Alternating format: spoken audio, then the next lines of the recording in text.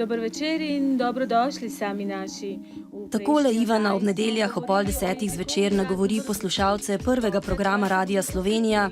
Za našo kamero pa nato pojasni, od kod ideja za ime oddaje. Ne glede od kje prihajamo, od kam prihajamo, na koncu smo vsi sami naši.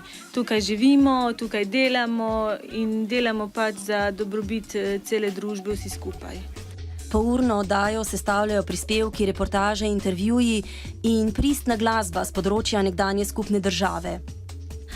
To pomeni, ukvarjali smo se do zdaj z jezikom, z kulturo, z diskriminacijo, pa tudi govorimo o temah kot civilna družba, ki lahko res izboljšajo toleranco in nam dajo več razumevanja eni drugih.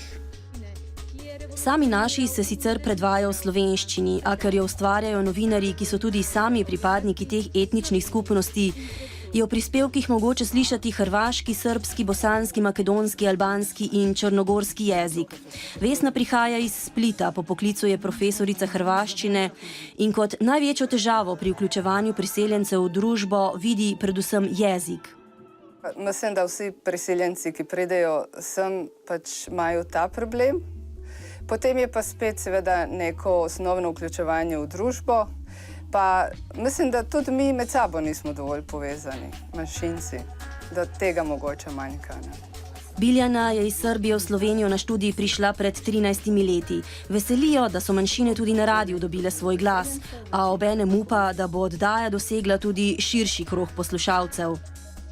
In zato mislim, da je ta korak zdaj, ko je nacionalni radio naredil ogromno pomeni za vse nas, ker je samo, naprimer, 2-3 leta nazaj to bilo nepredstavljivo, da se nekdo usede za mikrofon z naglasom, naprimer.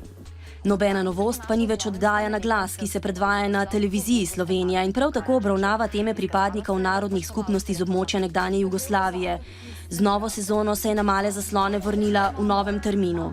In sicer ob torkih ob 14:40, tako da gledalce vabim, da se nam takrat pridružijo, sicer ostajamo na prvem sporedu, kot do zdaj je bilo običajno.